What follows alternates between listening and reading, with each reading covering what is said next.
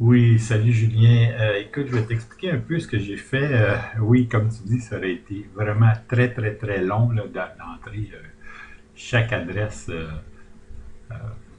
une à la fois, puisque dans les 53 premiers numéros, j'ai pu générer donc 3924 articles, parce qu'il y a plusieurs articles qui apparaissent avec des suites. Là. Donc, il donne seulement le premier numéro de page, en fait, le début de l'article. Donc, un article qui est divisé en 5 parutions a 5 numéros de page. Enfin, j'ai fait ça, j'ai vérifié. Donc, ça donne, si on veut, 5924 titres. Donc, ce que j'ai fait, c'est que euh, dans Internet Archive, ici, donc à droite, il y a les numéros.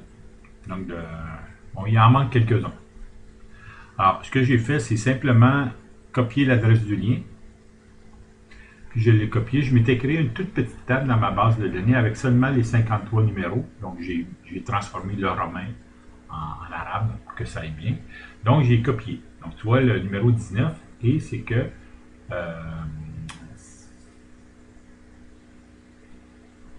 oui, bon, tu vois, là, tu as le résultat. OK, c'est ça. Donc, ça, c'est pour chaque numéro. Il y a des numéros manquants.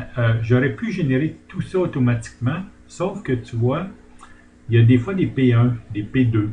Donc, sinon, seulement avec le numéro et la page, je vais te montrer, j'aurais pu générer toutes les adresses Internet, mais là, il y avait des exceptions. Enfin, tu vois, d'aller d'ici, copier l'adresse, je le mettais là, bon, ça vaut la peine.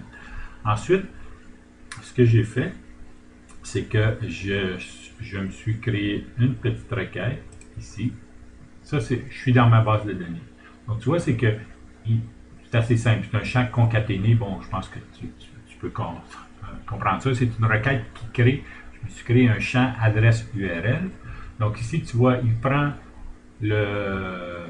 l'adresse du numéro que j'ai copié tantôt. Et là, ça, c'est le code, c'est la structure de l'adresse URL d'Internet Archive. Donc, ça, c'est le code qu'il utilise. Et ensuite, ici, ce qu'ils mettent, c'est le numéro de la page. Alors, je vais chercher dans ma table le numéro de la page qui correspond au texte que je veux. Donc, ici, tu vois, j'ai pu générer.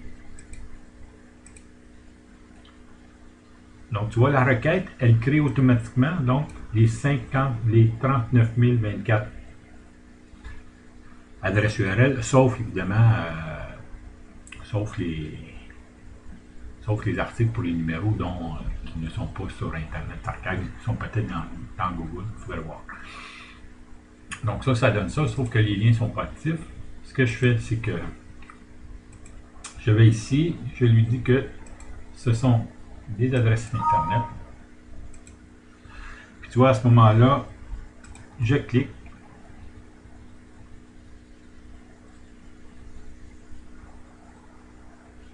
Bon, là, ça roule un peu.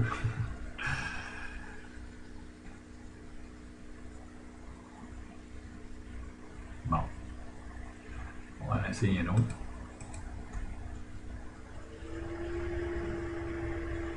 Donc ça, c'est bien à ma femme, Poésie de Eustache Prudhomme. Donc tu vois, c'est comme ça que... bon, je perds parfois ma connexion. Alors c'est ça que je voulais t'expliquer.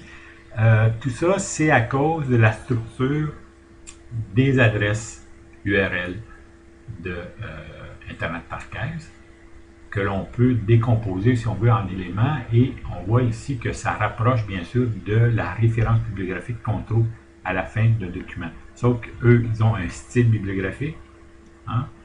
Le nom de la revue, le numéro, bon, ils ont un code, la page, le mode une page ou deux. Et c'est l'inconvénient des sites comme Érudit, évidemment comme BNQ, même Google Books. Google Books, j'ai regardé un peu, c'est possible, sauf que leur adresse est seulement en chiffres. Alors, c'est vraiment complexe là, à décoder, mais c'est toujours possible en autant que c'est régulier. L'avantage, bien sûr, et c'est les bonnes pratiques qui sont recommandées, c'est que maintenant, c'est que les adresses Internet soient en lettres, soient compréhensibles pour les humains. Alors, parfois, on pense à nous, comme à Internet Archive, Et puis, avec un peu de travail, si on trouve évidemment des sites où il y a des dépôts de documents, de revues, s'ils génèrent des URL qui ont un code, plus ou moins complexe, peu importe, en autant qu'il soit régulier, mais on peut générer toutes les adresses URL avec une simple requête. Alors non, je ne les ai pas une à une, je ne l'aurais pas fait. Alors, à bientôt. Il s'agit maintenant de mettre ça en ligne d'une certaine façon. C'est sûr que je pourrais faire un long tableau. Je vais regarder un peu dans Google Docs là, si je peux générer une feuille de données avec ces adresses Internet-là. Alors, je t'en donne des nouvelles. Et puis, c'est ça. Bientôt.